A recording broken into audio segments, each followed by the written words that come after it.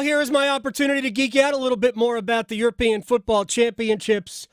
Iain MacIntosh, the presenter for the Daily Football Briefing on The Athletic. So I am an original listener. It was just created a year ago. I was listening to Tim Spears, Michael Bailey, Adam Leventhal, occasionally Adam Zimmerman, and now Iain MacIntosh, a name I've heard as a producer. You're now the sole presenter of the Daily Football Briefing. Is that true? I'm the only one we can afford because I'm free. You've been doing podcasts and whatnot for a long time. So this is great stuff. And it's about, anywhere from 12 to 15 minutes of all the stuff you need, right? I tell you, not even that now. It's everything you need to know about the world of football in under 10 minutes, or I will stab myself in the leg with a fork. That is an absolute promise. We never go above 10 minutes because we want to fit into your life. Yeah, I mean, like if you're asking me, I mean, I've got like a 45-minute commute, so you could go 15. Just think about it. 4.5 times. I could. I absolutely can. All right, let's start with what we are all, I think, interested in, and that's England. At the European look, as it's been presented, they're 1-1-0. It's not like their record is bad. Right? They're fine. They're in good shape. They're going to win their group, but it's still not enough for a lot of people, kind of including me, because I think they should be better. What is the prevailing thought? Not the crazies, but what is the prevailing thought among people like you and the guys I already mentioned who are past hosts of the Daily Football Briefing? So the prevailing feeling is that this is very, very bad. This is not just a sort of outlier of the loudest people on Twitter. People are genuinely stunned at how bad it's been because Gareth Southgate, when he came in, did an extremely good job of changing the culture of the England team. There was a culture of fear. There were historically underwhelming performances, much like we've seen in the last few days, and it paid dividends very quickly. In 2018, England made the semi-finals of the World Cup. In 2021, of course, made the final of the European Championships.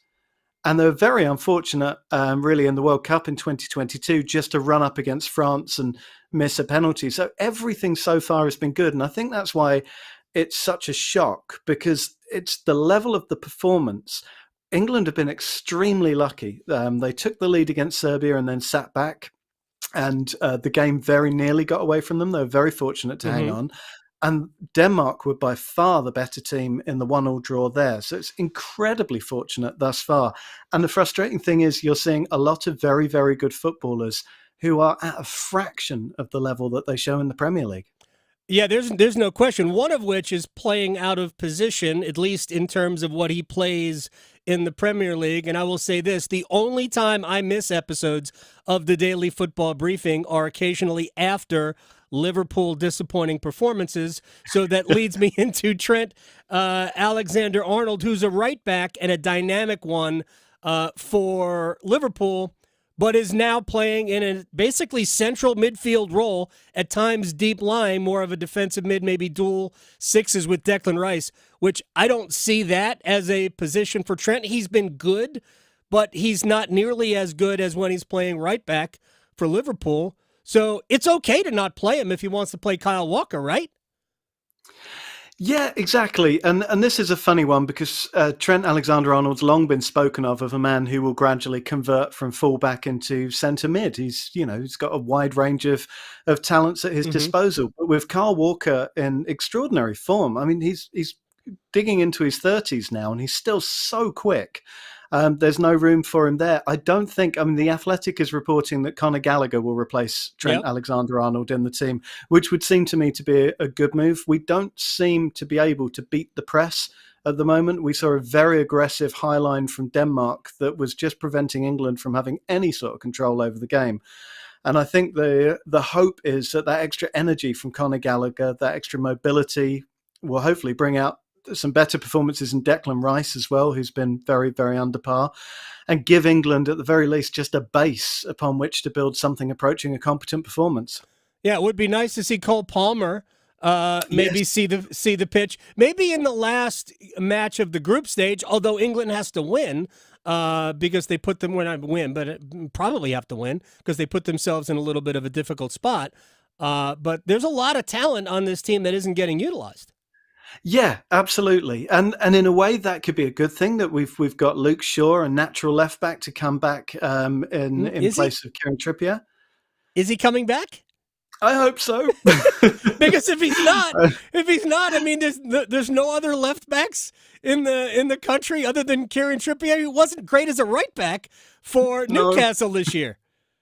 it's not looking great, but you're right in that Slovenia is a game that England should win. Yeah. The rumor is that Benjamin Sesko, their star striker, is struggling with an injury, and it is a game England should be winning anyway. Right. Historically, I guess the one note of caution you can sound to the doomsayers is that England do have a habit of starting poorly in their best tournaments. Going back through the years, 1996 and 1990, they started very, very slowly and gradually found their way. It could be that these changes that presumably will come in for the Slovenia game will energize them and bring something in. But right now, the mood is very, very low.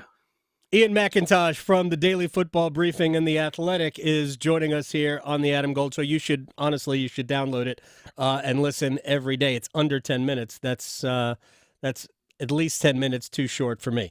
All right. First of all, real quick on England. Is it, I mean, winning the European Championships or losing it? Is there any middle ground there? Well, with any kind of cup tournament, yes, there should be, because it's not always the best team that wins. I Right. think the expectation is for a nation like England, with the Premier League, with the population size, with the level of coaching, that England should always be in a position where they can reasonably and rationally say, yes, we can win it. Actually winning it is a step further and sometimes requires a little bit of luck. But looking at the squads, for me, at the beginning of the tournament, France and England were in the strongest positions with the strength they had Right. in their squad. I think Spain have taken a few people by surprise, that they are much further down the road than anyone expected. But it is a cup tournament, and so you never know. Yeah, by the way, a Germany-Spain quarterfinal, which it looks like that's what we're going to see, barring an upset, should be awfully tasty. All right, is the second most interesting story what seemingly is going to be the swan song for Ronaldo and I think a loaded Portugal side? Yeah, it was very interesting watching their performance on Saturday. Ronaldo is pretty much static these days, which isn't necessarily a bad thing. He obviously has extraordinary close control, ability to read the game, and I think you saw with that very unexpected act of selflessness when he had a very good opportunity to score and instead set up Bruno Fernandes. He does still have a lot to offer, but you do watch that Portugal team and you think, if he wasn't there, would they be better? If they had someone with way more mobility and speed, would they be better? Or is he such a figurehead of this side that his mere presence enables the team to sort of feel stronger, enables opposition teams to always fear that he's going to pop up somewhere? He hasn't done so far, it has to be said, but that was I think, quite an instructive sight, the sight of him turning down that very good opportunity to score. He's obviously very consciously trying to be there for the rest of the team. Oh, there's no question. This part of the celebration when Portugal came on late in the one sub, the young kid, off a feed from Pedro Neto from Wolverhampton, created that goal that put them ahead, and he seemed to be genuinely excited for everybody else. I agree. I'll be surprised. Is he going to play going to play the full 90 again? Or are we running the risk of wearing him down? Or does he just not move around enough on the field during the match that we shouldn't even be worried about that? Yeah, I mean, that's a very, very good point. He's not exactly putting the miles underneath his feet. There was a very good article in The Athletic which spoke to a lot of his former coaches to ask the question, what's it like to actually manage Cristiano Ronaldo? Because it's not easy. He is not shy about his own abilities or his own sense of importance, as well you might expect for a player of such astonishing caliber. it looks from the way Roberto Martinez has handled him right from the start that he is just going to treat him like a hero all the way through and never really never move from that strategy. If that is the best way of getting the best out of Ronaldo and most importantly the rest of the team, then that's something that's going to pay off over the tournament. I suspect it probably is the path of least resistance for Martinez, who, lest we forget, came from a very big Belgium squad with some very, very big personalities that can't have been easy to manage. This is, I guess, almost a shortcut of making sure that the team spirit stays sound. Yeah, speaking of Belgium, they got off to a slow start. They bounced back, but I'm not sure that they've got enough to get over the line for them. Real quick for Iain MacIntosh before we let you go, and I appreciate this and I hope we can do it again. Who else, maybe on the other side of the bracket, because all three of those sides that we've already mentioned, Spain, Germany, Portugal, are all in the upper half of the knockout round. Who else do you like in the European Championships? I tell you, the team that I've really, really enjoyed watching has been Georgia, who I have to confess I've never watched them before, but the spirit in that side, I thought they were absolutely fantastic. Even losing 3-1 to Turkey, they have, I think, probably the best counter-attack in the tournament, the speed with which they move the ball up the pitch. And in their goalkeeper, whose name I'm definitely going to say wrong, but Mamadashvili, I think is how you say it, who is a man mountain, 6'6". I'm told one of the best keepers in La Liga last season. He's definitely heading for a big transfer.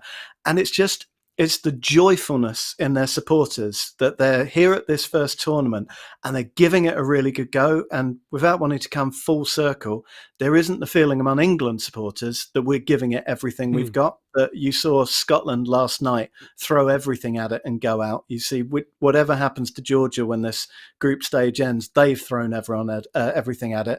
England haven't got that feeling right now. There's still too much left in the locker.